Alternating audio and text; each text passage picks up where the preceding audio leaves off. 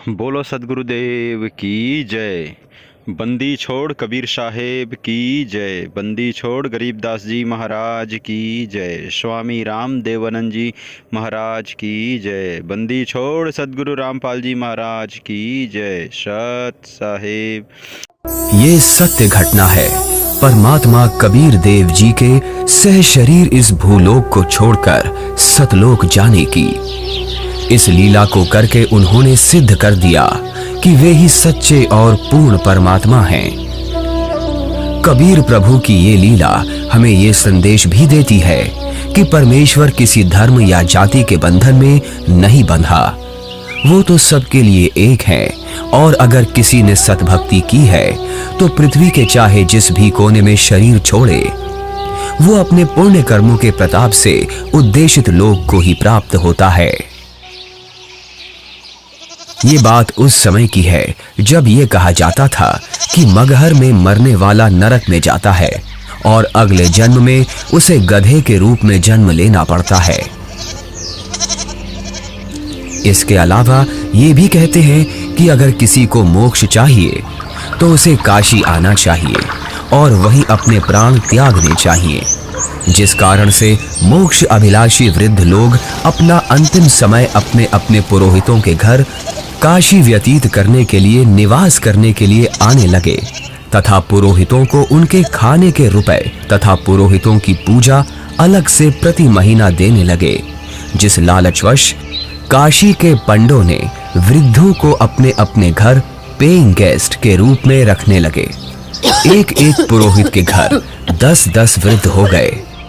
कोई रोगी तो कोई अन्य परेशानी से ग्रस्त होने लगे तो उन लालची पंडों ने मीटिंग करके षड्यंत्र के तहत वृद्धों को मारने के लिए गंगा दरिया के किनारे एक करोत यानी आरा लगाया।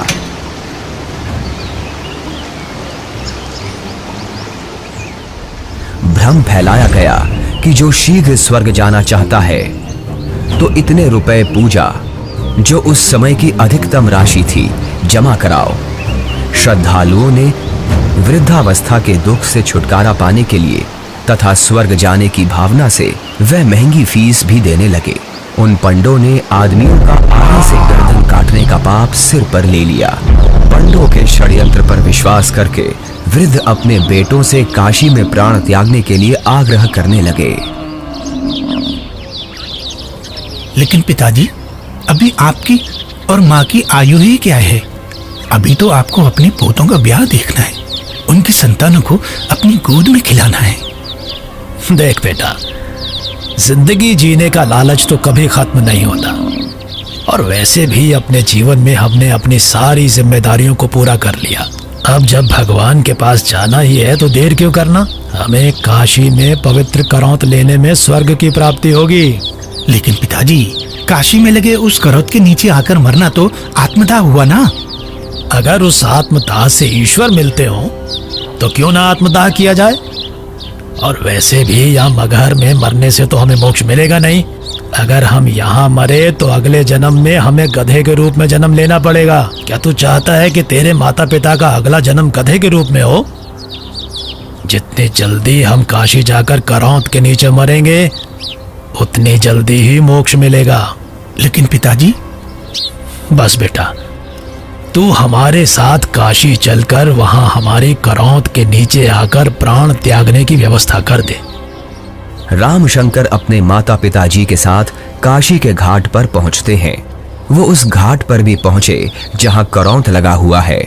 करौत से थोड़ी दूर पर ही खड़े होकर वो सभी देखते हैं कि गंगा नदी के किनारे करौत वाली जगह है। उसका हैंडल करौत से थोड़ी दूर पर एक मंदिर के पास है जो गुप्त है। हे ब्राह्मण, मुझे भी मोक्ष को प्राप्त करना है। ये काशी है और यहाँ मरने वाला हर व्यक्ति मोक्ष के लिए ही आता है। लेकिन मैंने अपने जीवन में बहुत सारे पाप कर्म किए हैं। इससे कोई फर्क नहीं पड़ता है कि मरने वाला व्यक्ति पापात्मा है या पुण्यात्मा। काशी में मरने वाला हर व्यक्ति स्वर्ग को जाता है और मगहर में मरने वाला हर व्यक्ति नरक को प्राप्त करता है। ठीक है, मुझे भी इस आरे के नीचे आकर स्वर्ग जाना है। 50 मोहरें लगेंगी। ये लो। ठीक है, तुम तख्त पर लेट जाओ। मैं भगवान से प्रार्थना करता हूं कि वो आपको स्वर्ग में जगह दे। हे परमात्मा, इस आत्मा को अपने चरणों में स्वर्ग में स्थान देना।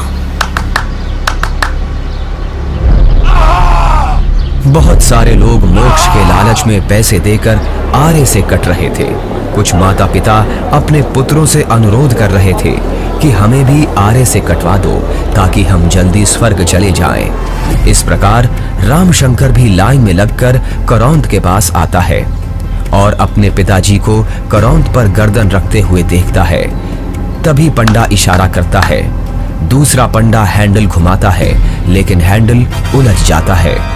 थोड़ी देर बाद पंडा कहता है कि अभी भगवान ने आपकी कुर्बानी स्वीकार नहीं की है, कुछ दिन बाद फिर से आना। तभी हैंडल घुमाने वाला पंडा करौंद को ठीक करके इशारा करता है कि अब करौंद ठीक है, अगले का नंबर लगाओ। इस तरह फिर उनकी माता का नंबर आता है। उनकी गर्दन कट जाती है।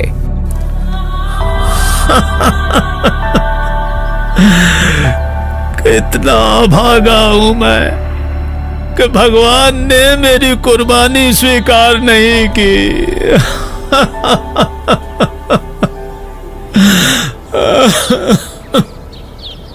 कबीर परमेश्वर जी इस भ्रम को दूर करना चाहते थे कि सच्चा भक्त किसी भी स्थान पर प्राण त्यागे वह उद्देशित लोक को प्राप्त होता है। सत्य कर्मों, पुण्य कर्मों को करने वाला व्यक्ति, सत्य साधना करने वाला व्यक्ति संसार के चाहे जिस कोने में भी शरीर छोड़े और चाहे जैसे छोड़े, वो अपने पुण्य कर्मों के प्रताप से ईश्वर के पास चला जाता है, नरक नहीं जाता। लेकिन दुष्कर्मों को करने वाला इंसान चाहे जहां भी मरे, चाहे काशी हो चाहे मगहर, उसे नरक की ही प्राप्ति होती है। सतलोक को प्राप्त करने के लिए पुण्य कर्म जरूरी हैं, ना कि काशी क्रोध के नीचे मरना। कबीर जी क्षमा कीजिए, लेकिन हम इस बात से सहमत नहीं हैं। ये पुण्य कर्मों को करने वाला व्यक्ति चाहे काशी में मरे या मगहर मरे, उसे स्वर्ग की ही प्राप्ति होगी। सत्य ये है कि अगर कोई भी व्यक्ति काशी में मरता है तो वो चाहे पुण्यकर्मी व्यक्ति हो या पापकर्मी, उसे स्वर्ग की ही प्राप्ति होगी। और अगर कोई व्यक्ति मगहर में मरता है तो वो चाहे पुण्यकर्मी हो या पापकर्मी, उसे नरक की ही प्राप्ति होगी। और इतना ही नहीं, मगहर में मरने वाला अगले जन्म में गधे के रूप में ही जन्म लेगा, ये भी निश्चित है। उस व्यक्ति को भी स्वर्ग की प्राप्ति नहीं होगी। ठीक है, तो मैं फिर मगहर में ही शरीर का त्याग करूंगा और स्वर्ग नहीं, स्वर्ग से भी आगे सतलोक जाऊंगा। और आप सभी पंडितों से मेरा आग्रह है कि आप सभी मेरे साथ मगहर चलें और मेरे शरीर छोड़ने के बाद अपनी ज्योतिष विद्या का प्रयोग करके ईमानदारी से सभी लोगों को ये बता देना कि मैं कहाँ गया हूँ। लोगों के बीच का ये भ्रम दूर होना चाहिए कि मोक्ष केवल काशी मथुरा में शरीर का त्याग करने से नहीं होगा, बल्कि मोक्ष केवल यथार्थ भक्ति से और मर्यादा में रहकर अपने जीवन का निर्वहन करने से होगा। आज आपके मुक्ति का दिन है। करौंद के नीचे आकर मोक्ष पाने के लिए तैयार हो आप? इस आरे अर्थात करौंद से मुक्ति प्राप्त करने के लिए कितनी मोहरें लगेंगी? केवल 50। पिताजी, आपको उस करौंद के नीचे अपने प्राणों को त्यागने की जरूरत नहीं है। क्यों? पर बेटा फिर मुझे मुक्ति कैसे प्राप्त होगी? पिताजी, मैं अभी एक बड़े महापुरुष कबीर देव जी के पास से ही आ रहा हूं। उन्होंने कहा है कि जो व्यक्ति पुण्य कर्म करता है वो सतलोक ही प्राप्त करता है। उसकी मृत्यु चाहे जहां हो। बल्कि खुद कबीर जी मगहर में शरीर त्याग कर ये साबित करने जा रहे हैं कि कि मगहर में मरने वाला नरक नहीं जाता। यदि उसने सत्कर्म किए हैं तो वो भी स्वर्ग ही जाता है। आपको करौंद के नीचे अपने प्राण त्याग करने की जरूरत नहीं है। पिताजी, इन दुष्टों ने माता जी की हत्या की है, ये पाप कर रहे हैं। आप ध्यान रखें, आप नहीं लड़े। अरे बढ़िया रहे, ये क्या कर रहे हो? कबीर देव जी को ज्ञान नहीं है। विश्व गुरु बनाना चाहिए। तुम्हारा दिमाग फिर गया? क्या विश्व गुरु ज्ञान नहीं है? हिंदू मुस्लिम वो तो साक्षात परमात्मा है। इन सबके अंदर वही ऊर्जा तो ठीक है, हम भी उनके साथ मगहर चलते हैं और देखते हैं कि उनकी कही गई बातों में कितना सच है और कितना झूठ। सभी को कह रहे हैं, सभी का बात भी अच्छा है कि वो ये स्वप्न देखते हैं कि हम अपने देश को वीर देव सिंह बघेल जी की जय। इसमें हमें बहुत मेहनत करनी पड़ेगी। हमें ज्ञात हुआ है कि कबीर देव जी अपने शरीर का त्याग करने के लिए मगहर जा रहे हैं, लेकिन हमने सुना है कि मगहर में जो भी अपने शरीर का त्याग करता है उसे कभी स्वर्ग की प्राप्ति नहीं होती है। कबीर देव जी तो साक्षात परमेश्वर है और वो शरीर का त्याग चाहे जहाँ करें। ये मगहर में प्राणों को त्यागने की लीला वो इसलिए कर रहे हैं जिससे जनमानस को ये संदेश दिया जा सके कि आपको स्वर्ग की प्राप्ति होगी या नहीं, ये आपके पुण्य कर्मों पर निर्भर करता है, न कि मरण के स्थान पर। हमें कबीर देव जी के साथ जाना चाहिए। इन पे क्यों उंगली उठाना चाहिए? हमें सिर्फ जाना ही नहीं है, अपितु कबीर देव जी के शरीर त्याग देने के बाद तो नहीं बुला रहे ना, हमें उनके शरीर की रक्षा भी करनी है, बुरा नहीं कहना चाहिए, जिससे उनका हिंदू धर्म विधि से अंतिम संस्कार किया जा सके। कर रहे हैं क्योंकि अगर हमने उनके शरीर की रक्षा नहीं की तो वो मुस्लिम उनके पार्थिव शरीर पर कब्जा करके उन्हें दफना देंगे। भारत देश में महात्मा कबीर देव जी केवल हम हिंदुओं के भगवान हैं, उन मलेच्छ मुस्लिमों के नहीं। इसलिए हम आपको आदेश देते हैं, तुरंत ही सेना को हमारे साथ चलने को तैयार किया जाए। कबीर देव जी मगहर के लिए प्रस्थान करते हैं। वो नदी के किनारे से होकर गुजरते हैं, जंगल से गुजरते हैं। दिखता है कि उनके पीछे काफी सारे भक्त भी जा रहे हैं। कबीर प्रभु के साथ हिंदू और मुसलमान दोनों धर्मों को मानने वाले भक्त हैं।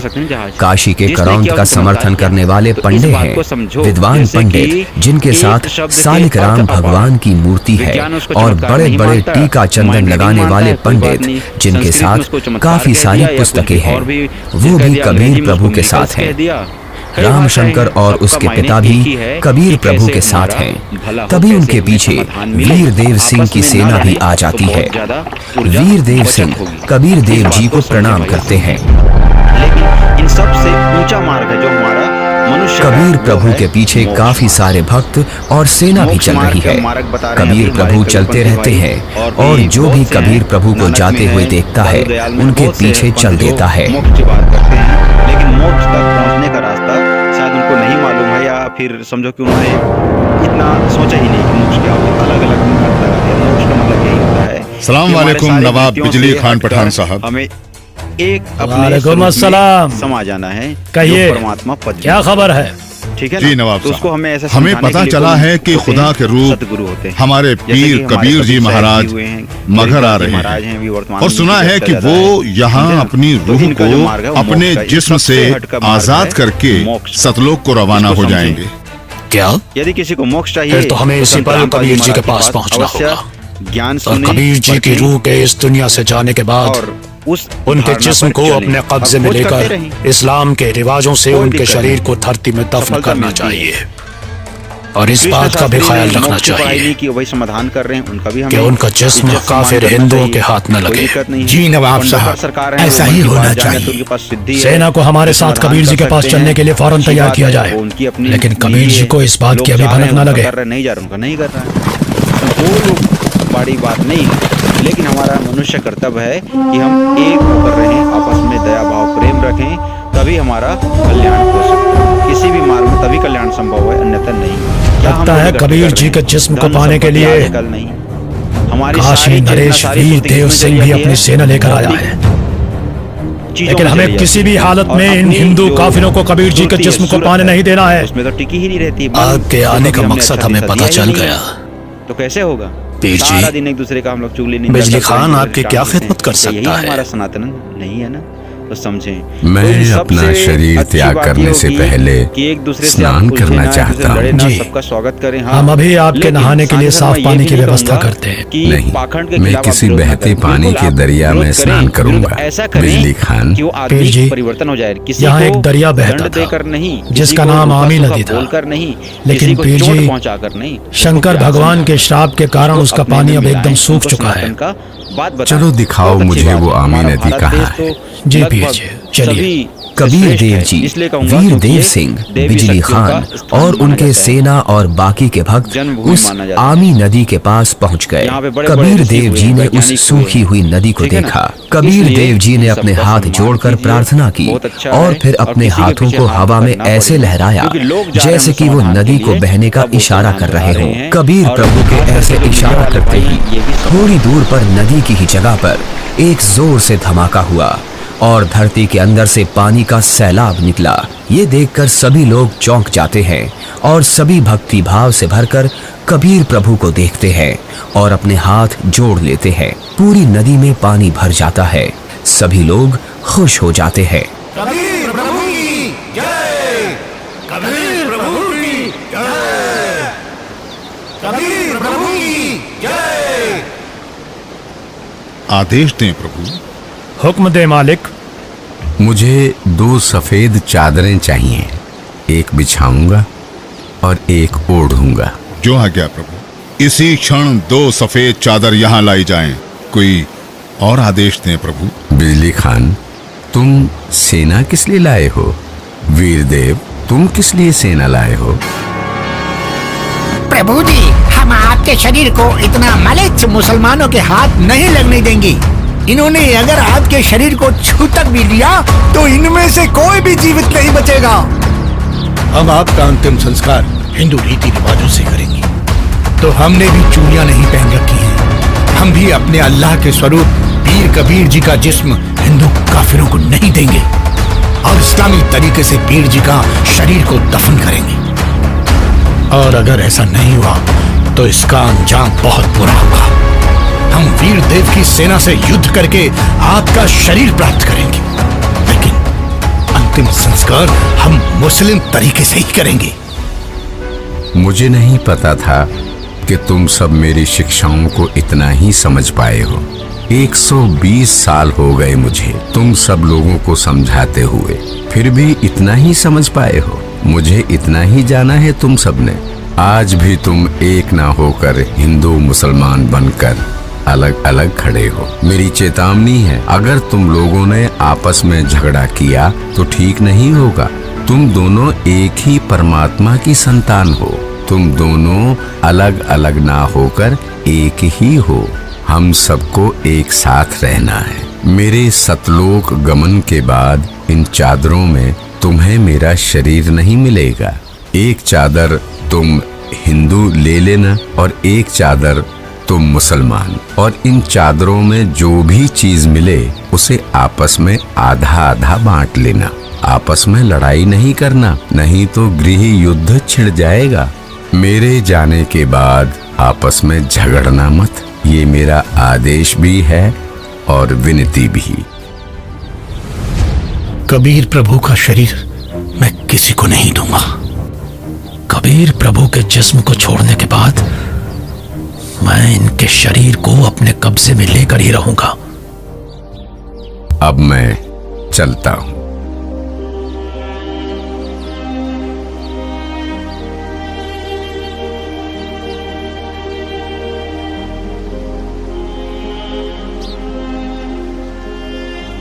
देखो ब्राह्मण, मैं जा रहा हूं सतलोक, इस पृथ्वी से और तुम्हारे स्वर्ग से शंखों कोस दूर।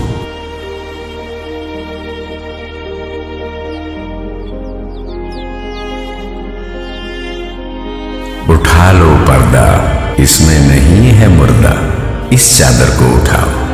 जैसे ही वीर देव और बिजली खान दौड़कर वो चादर उठाते हैं तो कबीर देव जी की जगह उनके ही वजन के बराबर शरीर के आकार के सुगंधित फूल, गुलाब, गेंदा, गुड़हल आदि रखे हुए हैं। ये देखकर सभी लोग चौंक जाते हैं। सभी लोग हाथ जोड़ लेते हैं। अब वीर देव की आंखों से आंसू निकलते हैं। बिजली खान की आंखें भी नम होती हैं। दोनों एक दूसरे को देखते हैं और आपस में एक दूसरे को गले लगाकर रोने लगते हैं। दोनों सेनाओं के सिपाही भी एक दूसरे को देखते हैं। वहां खड़े ब्राह्मण लोगों की भी आंखों से आंसू गिरने लगते हैं। रामशंकर और उसके पिता के भी आंसू गिरते हैं। सभी लोग एक साथ कबीर देव जी के नाम का नारा लगाने लगते हैं। कबीर प्रभु की जय, कबीर प्रभु की जय।